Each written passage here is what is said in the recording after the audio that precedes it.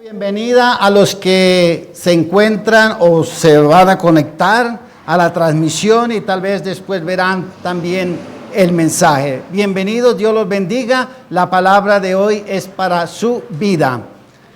Bueno, entonces, libro de Jonás, libro del profeta Jonás, profetas menores. Libro del profeta Jonás en el capítulo 2. Dice así la palabra del Señor. ¿Ya lo tenemos? Amén.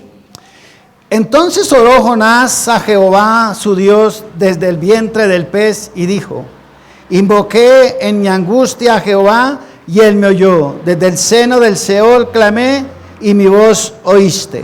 Me echaste a lo profundo en medio de los mares y me rodeó la corriente. Todas tus ondas y todas tus olas pasaron sobre mí. Entonces dije: desechado soy de delante de tus ojos, mas aún veré tu santo templo. Las aguas me rodearon hasta el alma, rodéame el abismo.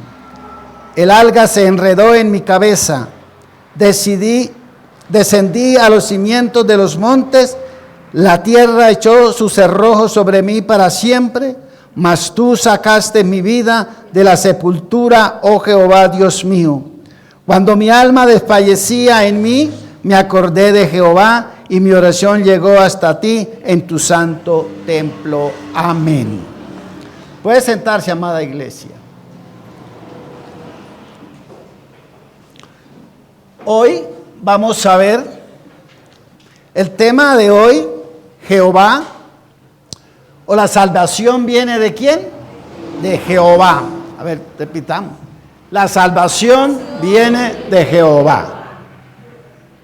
El libro de Jonás es un libro que narra una historia real, no es una parábola como algunos dicen.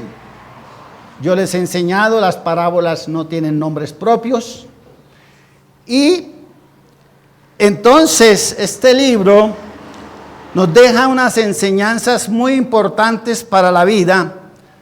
Y es un libro de los pocos de los profetas menores donde Jesús lo certifica y toma la palabra o el ejemplo o lo que le sucedió a Jonás para hablar de salvación. Ahora, también a veces uno escucha que se predica de Jonás y se dirigen más las predicaciones hacia como que Jonás, ¿por qué hizo eso? Y Jonás, ¿por qué desobedeció? Jonás, ¿por qué la embarró? Pero, ¿será que no hay Jonás en las iglesias cristianas hoy? Yo creo que hay muchos Jonás en las iglesias hoy. Entonces, mis hermanos, cuando yo hablo de Jonás, yo tengo que mirar más bien, aunque sí, lógico, podemos ver los errores de Jonás, pero yo creo que el libro en sí lo que muestra es la gracia de Dios, la misericordia de Dios, la providencia de Dios, la soberanía de Dios, el amor de Dios por los perdidos. Eso es lo que muestra el libro de Jonás. Lógicamente que a través de lo que habla Jonás nos enseña muchas cosas de lo que hoy se hace. Entonces, miremos Jonás, ubicémonos un poco. Nínive, capital de Siria, una gran ciudad, grande, tanto así que dice que 120,000 habitantes, pero 120,000 habitantes en ese entonces era mucho.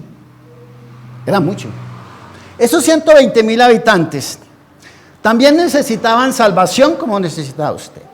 Jonás, Dios lo llama en representación del pueblo judío, del pueblo de Israel, al cual Dios le había encomendado una misión, cual era de darse a conocer a las naciones y llevar la gloria de Jehová, lo cual no hizo el pueblo de Israel.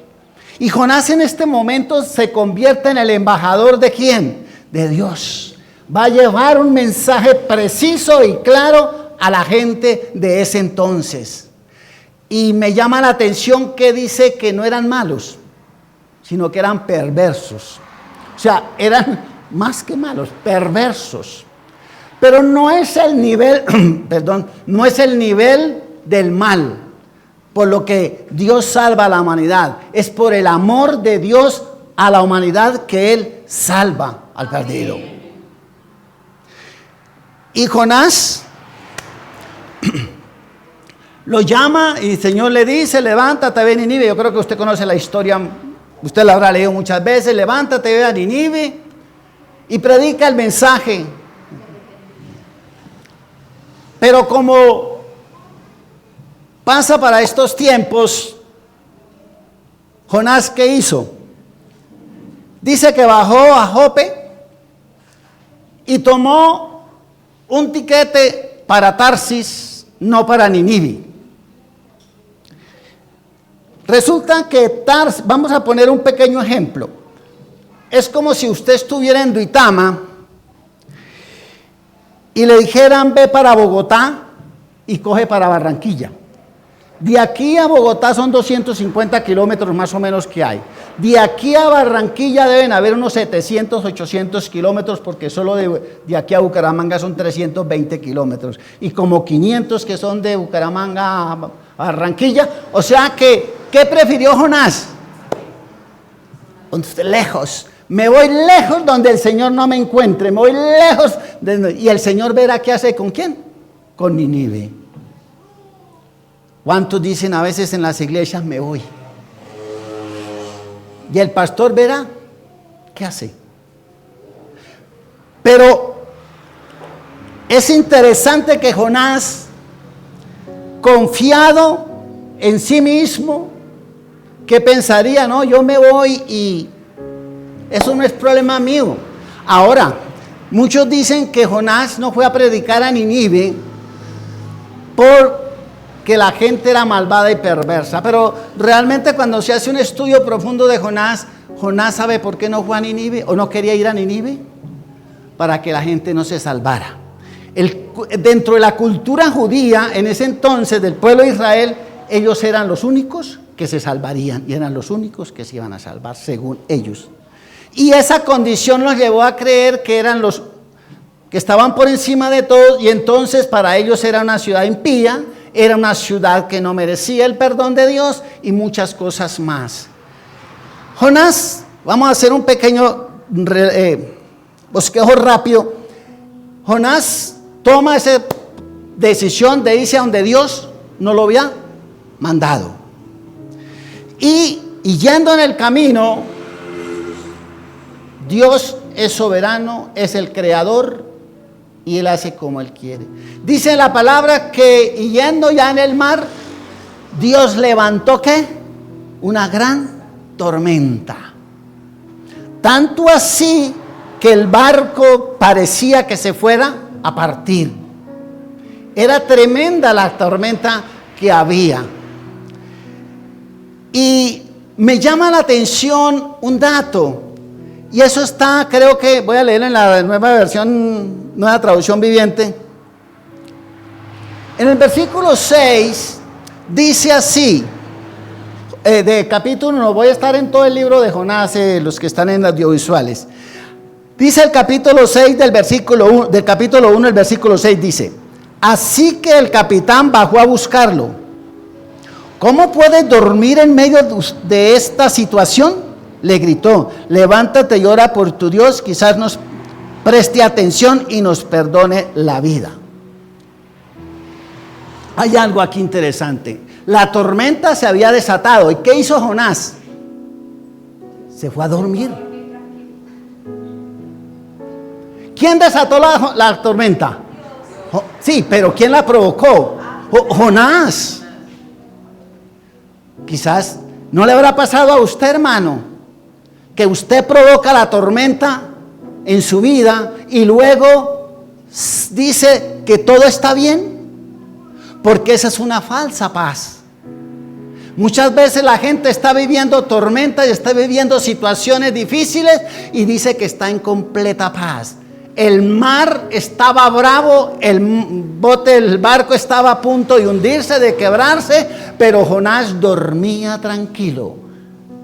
¿Cuántos, mi hermano, levantan tempestades en su vida y luego dicen todo está bien? Mientras hay tempestad en tu hogar, mientras hay tempestad en tu vida, mientras hay tempestad en tus hijos, mientras hay tempestad en tu economía, mientras hay tempestad en muchas cosas, usted dice que todo está bien. Una falsa paz. Tenga cuidado, porque a veces pensamos que la tormenta y en esta cultura lo más normal es que ¿a quién le echan la culpa? Que la economía es culpa del gobierno, que aquello es culpa de fulano, culpa del vecino, compra de allí, y en eso se la pasan. Y viven en medio de la tormenta, pero siguen durmiendo y siguen descansando. Dice que le dijo el capitán, Dios bajó a buscarlo. ¿Cómo puedes tú dormir, hermano? Mientras los marineros clamaban a su Dios, lógicamente, pero estaban clamando, hermano. Mientras la iglesia clama, el que tiene la tormenta, ¿qué hace? Duerme. Es lo mismo que yo les expliqué cuando hablé y prediqué del monte Getsemaní, cuando Jesús subió a orar. Jesús enfrentó el problema y subió al monte a orar. Pero a veces en la iglesia, como ya les he dicho infinidad de veces, llamamos al grupo de intercesión o llamamos a los pastores para que oren por nosotros, pero nosotros seguimos durmiendo, nosotros seguimos descansando. Jonás desató, provocó la tormenta. Es bueno que analices en tu vida si has provocado una tormenta. Puede ser que la estés viviendo, puede ser que estés pasando por una tormenta, una tempestad, pero tu mujer la provocaste. A lo mejor tú mismo incitaste a esa tormenta. Pero aún cree. Para mí Jonás dijo, esto no es problema mío. Oren allá ustedes, los marineros. ¿Quién debió haber, cuando se desató la tormenta, quién debió haberse parado primero a orar? Jonás. ¿Quién conocía a Dios en ese barco? Jonás. Jonás era el que tenía que levantarse a orar, para reprender, para clamar, para pedir que la tempestad clamara. Pero no, clamaba al de afuera mientras él dormía. La iglesia no clama a veces, pero quiere que las tempestades se calmen en su vida. La tempestad que hay en tu casa, en tu hogar, en tu vida, que hay en tu trabajo, que hay en tu salud, que hay en lo que sea, muchas veces ha sido desatada por ti mismo. Y no puedes esperar ahora que otros oren por ti. Ahora, más adelante, ¿qué dice? Ya cuando echaron suerte, ¿se acuerdan que dijeron los marineros? Dijeron, aquí pasa algo. Y eso se lo reveló Dios. O sea, Dios les reveló qué estaba pasando. Bueno, aquí pasa algo. Dice que echaron suertes a ver quién era el culpable, quién les iba a revelar a ellos que el problema estaba en el barco. Pues Dios. Echaron suerte, ¿y sobre quién cayó? De mala Jonás, ¿cierto? No habrá que diga, de mala yo, y acá me salió a mí. No, es que tú fue el que hiciste a eso. Tú provocaste ese problema y por eso tú estás siendo llamado por Dios. A ver qué te pasó. Y entonces, cuando ya le dicen, eres tú. Entonces le dijeron, ¿de dónde vienes? ¿Quién eres? Él les confesó, yo soy hebreo, temo a Dios y vengo de allí. El Señor me mandó para Jope, para Nínive, pero yo me vine para acá. La culpa es mía. Me llama la atención en el versículo 12 del capítulo 1. Écheme al mar, contestó Jonás, y volverá a la calma. Yo sé que soy el único culpable de esta terrible tormenta. ¿Sabe qué me llama la atención? Que Jonás no se arrepintió. Échenme al mar. O sea, estaba el error. Había cometido una falta grave, cual era desobedecer el mandato de Dios. Pero él dijo, échenme al mar. En otro dice uno, ora, clama, pide, ruega a Dios que se calme la tormenta y que le perdone por su error. Vuelvo a lo que vengo diciendo. ¿Cuántos en la iglesia, muchas veces, cuántos cristianos aún cometen errores y todavía no confiesan su pecado, todavía no confiesan su error delante de Dios, no delante de los hombres, y no se arrepienten y aún siguen luchando con su tormenta? Porque si usted no confiesa, si usted no habla, si usted no dice, si no pide perdón, seguirá la tormenta. Y dice que cuando le echaron al mar se calmó. La verdad, Jonás, después, yo pienso que él sabía que iba a morir si lo echaban al mar.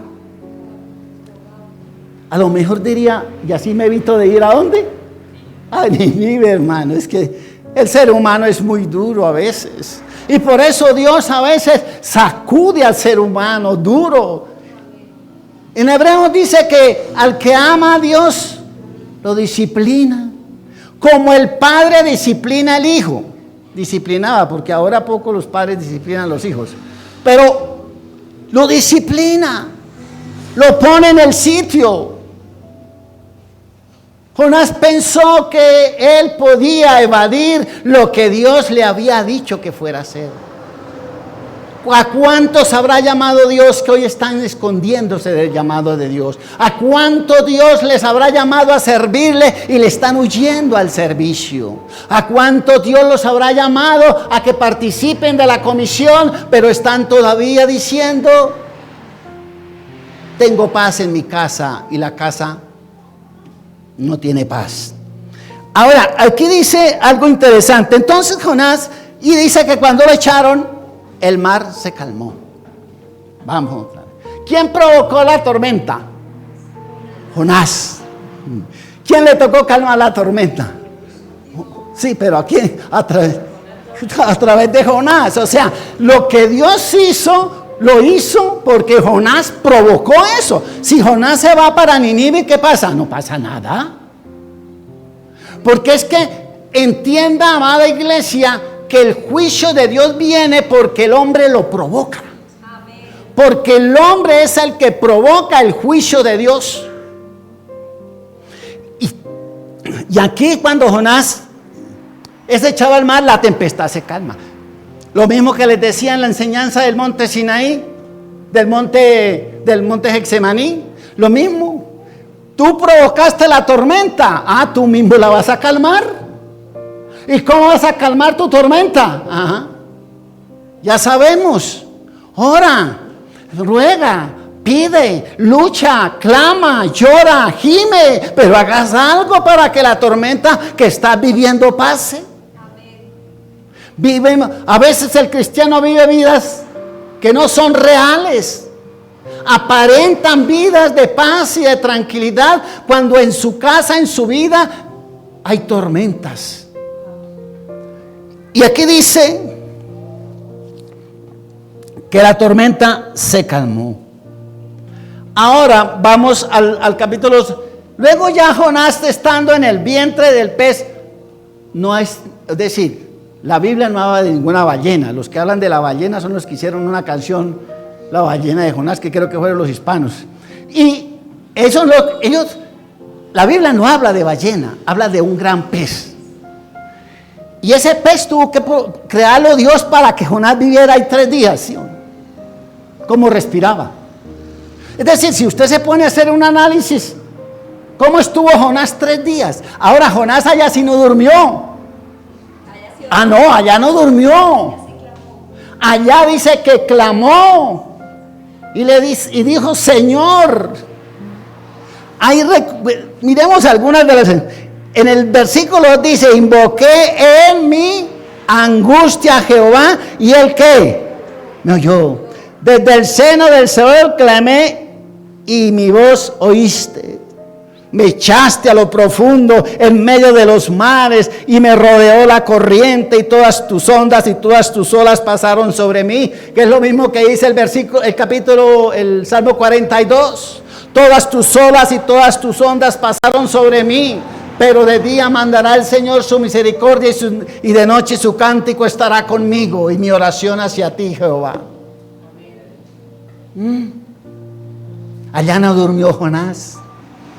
allá no durmió, allá estuvo, dice por ahí, entonces, bueno, fui desechado, ¿sí ve? Reconoce, dice, fui desechado, fue echado al mar con los peces, fui echado, dice que las algas estaban sobre su cabeza, me rodeó el abismo, el alga en el 5 enredó en mi cabeza, descendí a los cimientos de los montes, la tierra echó sobre su rojo sobre mí para siempre, mas tú, o sea, tiene clamor, tiene arrepentimiento y tiene alabanza. Esa oración de Jonás tiene eso, tiene arrepentimiento, tiene alabanza, él reconoce a Dios ahí.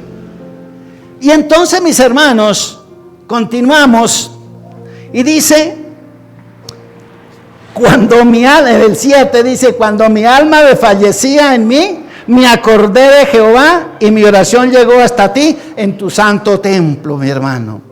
O sea, él ora, se arrepienta y alaba al Señor. Ay, si tuvo esperanza. Digo, Señor, yo no sé si él sabía si iba a salir de ese peso o no iba a salir, pero de acuerdo a la oración, creo que no pensaba mucho. Y entonces, y aquí en el 8 me llama que él dice, vamos a ver en el 8 dice aquí, los que rinden culto a dioses falsos le dan la espalda a todos, las misericordias de Dios. Ahora en el 9 dice, pero yo te ofreceré sacrificios con cantos de alabanza y cumpliré todas mis promesas, pues mi salvación viene solo del Señor. No hay otra parte, no hay otro lugar, ni hay otro medio por el que usted pueda ser salvado, sino a través del Señor Jesucristo. A través de Cristo es que tú puedes ser reconciliado con Dios. El pecado te aparta del Señor, pero Dios te reconcilia a través de Jesús, de nuestro Señor Jesucristo. Y en el capítulo 1 dice en el versículo 16, que me encanta, dice, los marineros quedaron asombrados por el gran poder del Señor. Le ofrecieron un sacrificio y prometieron, se convirtieron los marineros. ¿Sí ve que las fallas de nosotros, cómo las convierte Dios para su gloria? ¿Cómo voltea el Señor todo? Dios necesitaba salvar a esos marineros. Y entonces usó la desobediencia de ¿quién? De Jonás. Para que Jonás allí, a través de su gran error, los marineros se dieran cuenta que Dios era soberano y que Dios era grande y poderoso y podía cambiar la vida de una persona que era idólatra y pagana y convertirla a Cristo Jesús. Alábalo.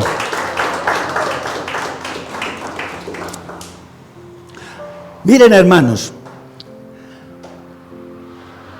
ahora ya Jonás dice en el versículo, el último dice, y mandó Jehová al pez y lo metió a Jonás en tierra firme. Pero cuando él sale del pez, ¿qué voz oye? Vino palabra, capítulo 3, vino palabra de Jehová por segunda vez a Jonás diciendo, levántate y ve a Nínive. Señor, ¿otra vez me va a mandar para allá? Hermano, vamos a orar donde la hermana. ¿Otra vez a orar donde la hermana? Vamos a evangelizar por tal sector. Ay, hermano, otra vez por ese sector. La otra vez fuimos y no nos salieron sino perros. Que eso es lo que nos salían, nos ponían a correr. Otra vez, pastor, vámonos para otro lado. No, mi hermano, cuando Dios le pone algo en el corazón es para allá. Usted no se puede ir para Tarsis. Si el Señor le dice, ve a Nínive, porque hay mucha gente como la de Nínive, hoy la hay. Pero Dios quería salvar a Nínive. Dios quería rescatar ese pueblo. Dios quería mostrarle a la humanidad que la salvación era para todos, que no había exclusividad, no había sección de personas, sino que la salvación vino para todos los pueblos a través de Dios. Ahora, y él diría otra, Él fue y predicó porque no, dijo, si no predico otra vez, ¿cómo llego a la casa? No me deja llegar a la casa, no puedo regresar. Me subo en un barco y vaya a saber qué me va a pasar ahora otra vez. Se fue para Nínive, pero no predicó con agrado. Porque después de que predicó, él se puso a discutir con el Señor. Él esperaba que Nínive fuera destruida. Oye, ¿cómo es el corazón del hombre? Yo le digo una cosa y no me vengan a decir que no. ¿Cuántas veces usted habrá dicho, ese del vecino, no, ese no merece convertirse? Ese no merece salvarse. Ese de allá o ese de allí, ese no merece salvarse. Ese ha sido muy malo. Ay, es que tú no... Dijo Jesús le dijo a los discípulos, ¿creen ustedes que eran más pecadores los que cayó la torre y los mató a todos, eran más pecadores que ustedes? No, mi hermano. Nuestra naturaleza sigue siendo, ¿sí? Y queremos a veces seleccionar quién se debe salvar. Y ese no es el plan de Dios. El plan de Dios es que te llamó a ti para que le sirvas y se adhieras a la gran comisión a predicarle a Nínive. Tienes que predicarle al que es de Nínive. Yo sé que en tu casa, yo sé que en tu barrio, yo sé que en el trabajo hay gente de Nínive. Pero Dios te puso ahí para que le predicaras. ¿Cuánto Jonás hay en la iglesia? Hay mucho Jonás. Por eso no critique a Jonás. Más bien aprenda de Jonás. Tómelo como una enseñanza para nuestra vida cristiana. Y es que mire, hermano, y después de que predicó, yo me imagino a Jonás por las calles de Nínive, pastor. Arrepiéntanse, porque si no dentro de 40 días viene una destrucción. No había fervor, no había anhelo, no había fuego en el corazón de Jonás para predicar. ¿Pero por qué lo digo? Porque después de que terminó de predicar, ¿a dónde se fue? Dice que se subió por allá a un monte, por allá al monte Oreb, donde vamos a orar, o allí el monte Carmelo, y se puso a mirar todo el valle del Jordán. Y se puso a mirar Sogamoso, Duitama, Nosa y Tibasosa, a ver qué pasaba. Y allá miraba. Y él esperaba ¿qué? Que destruyera Dios la ciudad. Él esperaba la destrucción, predicó, pero esperaba la destrucción. Y cuando vio que el Señor no destruyó la ciudad, se enojó. Le dije, no es lo que yo le dije a usted cuando estaba allá en mi casa. Que usted es misericordioso. Claro, mi hermano. Jonás no había entendido la misericordia de Dios. Jonás no había entendido que la salvación venía para todos. Y entonces le dijo, eso es lo que yo te decía cuando estaba allá en mi casa. Que usted es tardo para la ira, tardo en enojarse y grande en misericordia. Eso es lo que yo decía. Bravo por la misericordia de Dios. Y después de que discutió con el Señor, ya ustedes saben lo de la calabacera y todas estas cosas, no tengo tiempo para andar mucho ahí. Pero aquí lo importante es que mientras Jonás quería la destrucción de Nínive, Dios mostraba su misericordia y su compasión por el perdido. Dios mostraba su amor por una ciudad perversa, por una ciudad pagana. Dios quería que ese pueblo fuera salvo. ¿Cuántos estarán alrededor de ti que Dios quiere que sean salvos, pero usted está como Jonás, sin misericordia, sin amor y sin compasión por esos que están allá esperando que tú le digas, Cristo le ama? Tiene el problema la persona y la conoce usted, y tal vez a lo mejor que piensa es, eso de ese mal se va a morir. En vez de decirle, venga hermano, le presento a Cristo. Acuérdese que yo les he dicho que cuando ustedes vayan a orar por un enfermo, primero preséntenle a Cristo. Pero lleguen y comienzan, Padre, en el nombre de Jesús, reprendo a todo eso. No, preséntele a Cristo, porque Cristo es el que salva, sana y libera. Cristo es el que restaura. Y entonces, mientras Jonás estaba viendo y deseaba destrucción. Dios estaba mostrando su compasión y su misericordia por todos ellos. ¿Por cuántos habrá mostrado Dios misericordia en todo este valle del Jordán? ¿Por cuántos habrá mostrado Dios misericordia en Duitama, en Sogamoso, donde sea? Pero usted que pasa por ahí, usted que va como Jonás mirando a ver quién se destruye, no le predica de Cristo, no le habla de Cristo. Jesús lo que nos invita a Dios es a eso. Se convirtieron los marineros, los de Nínive se arrepintieron. Bueno, no vamos a entrar aquí en discusiones teológicas. Verdaderamente se arrepintieron, la conciencia los remordía para las barbaridades y las maldades que hacían, no lo sabemos. Lo cierto es que 100 años después, Nínive es destruida definitivamente. ¿Por qué? Porque aunque esa generación se arrepintió, la que vino copió lo de sus. Por eso uno les dice, mira iglesia, a veces las familias, y todos hemos pasado por eso, arrastramos cosas de atrás, que vienen desde nuestros antepasados, abuelos, tatarabuelos, cosas que hicieron los abuelos, tatarabuelos, y todas esas cosas. Pero ¿cuál es el fin cuando usted recibe a Cristo? Que todas esas cosas se corten, herencias malditas de enfermedades se cortan. Maldiciones, ruinas, todas esas cosas. Cuando yo llego a Cristo, eso tiene que cortarse, eso tiene que acabarse, eso se rompe, porque Cristo es el que cambia y hace criatura nueva al que realmente le recibe de corazón.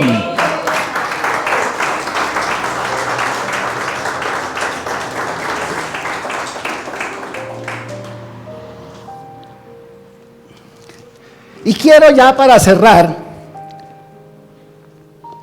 porque este libro se puede uno quedar aquí hablando muchas cosas. El último que ya le dijo Dios, porque Jonás, oiga, pero era que insistía, ¿no? Era que, como niño caprichoso, como esos niños que comienzan a llorar y a patalear y por más que les hable, no reacciona. Dios hablándole y al final Dios le dijo, y no tendré yo piedad de Nínive, aquella gran ciudad donde capítulo 4, versículo 11. Dejámoslo del 10 para que nos quede más completa la idea. Y dijo Jehová, ¿tuviste tú lástima de la calabacera en la cual no trabajaste, ni tú la hiciste, ni tú la hiciste crecer? Que en espacio de una noche nació, que en espacio de otra noche pereció. ¿No tendré yo piedad de Nínive, aquella gran ciudad donde hay más de 120,000 personas que no saben discernir entre su mano derecha y su mano izquierda? Oiga, hermano, Jonás se alegró por la calabacera. Claro, le beneficiaba porque lo tapaba del sol, le quitaba ese martirio del sol. Y él, pero cuando el Señor le mandó al gusano para que se comiera la calabacera, ¿qué hizo? Se enojó. O sea, él tuvo compasión, bueno, de la calabacera, pero de la gente de Nínive no tuvo compasión. Y así parece que terminó y tal vez regresó a casa, no sé Dios qué haría con él después, pero lo cierto del caso es que el ser humano a veces entra en unas terquedades. Y yo le digo una cosa, mire hermano, usted no se ponga a enfrentarse con Dios. Sométase al Señor. Rinda su vida al Señor. Dios está dispuesto a recibirte. Dice, Señor Jesús dijo, todo el que viene a mí, yo no le echo fuera. Y el Señor Jesús también dijo, todo el que viene a mí, el Padre lo ha enviado. Si no lo enviara el Padre, no vendría a mí. Pero el Padre lo ha enviado y Él viene a mí. Y vamos para cerrar, vamos a Mateo capítulo 12. 12:38.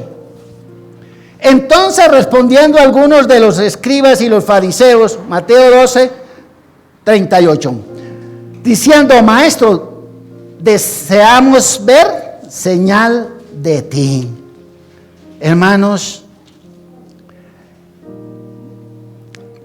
y le respondió y les dijo, la generación mala y adúltera demanda señal, pero la señal no le será dada, sino la señal del profeta Jonás. Porque como estuvo Jonás en el vientre del gran pez 3 días y 3 noches, así estará el Hijo del Hombre en el corazón de la tierra 3 días y 3 noches.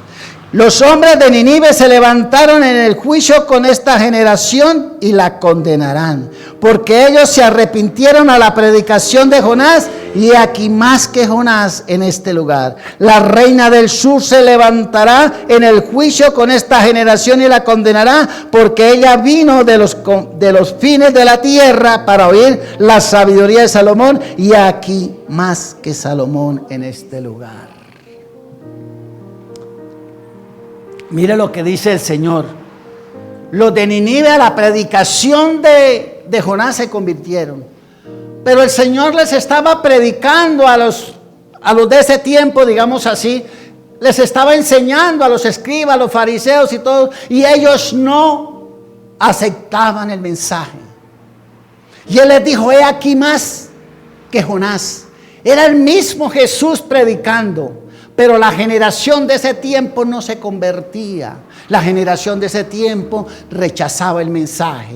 La pregunta que uno se tiene que hacer es, ¿habrá diferencia de ese tiempo al de nuestro?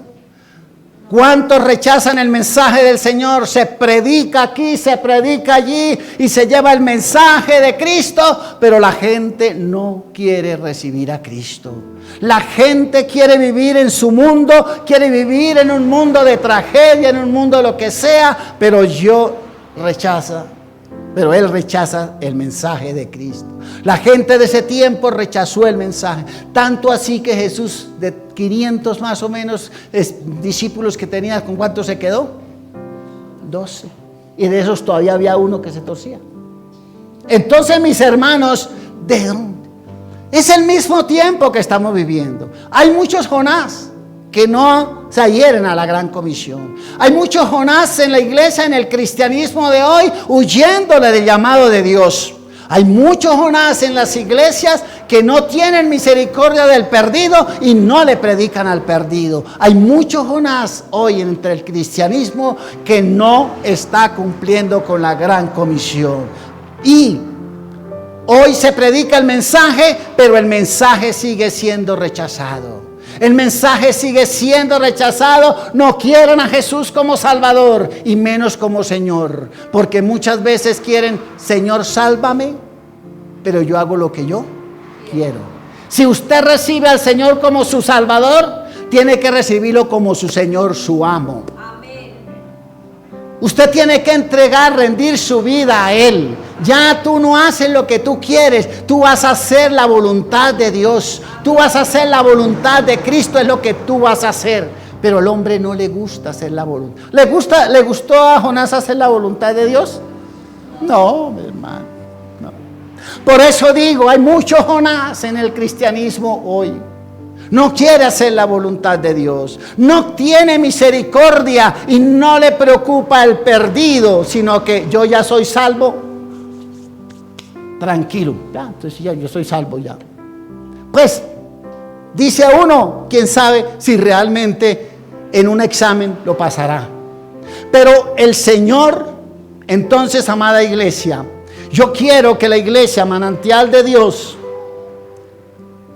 no haya mucho Jonás. Aquí hay un Jonás, pero eso no es el que estaba tocando hoy está de cumpleaños y todo, el muchacho está hoy full equipo. Entonces, hablando de aquellos que son llamados para una misión y huyen de la misión, huyen del Señor, levantan tormentas y no quieren apagar la tormenta, quieren vivir mejor dentro de la tormenta que hacer un sacrificio, que hacer un esfuerzo. Así que, amada iglesia, yo quiero que tú este mensaje lo guardes en tu corazón. La salvación solo viene de Dios, de Jehová de los ejércitos.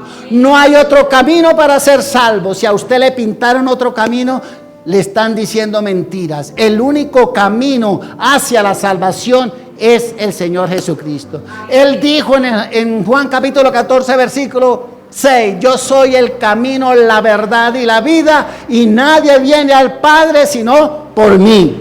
Amén. Dele una alabanza al Señor, dele la gloria, dele la alabanza. Alabado sea Dios. Alabado sea Dios.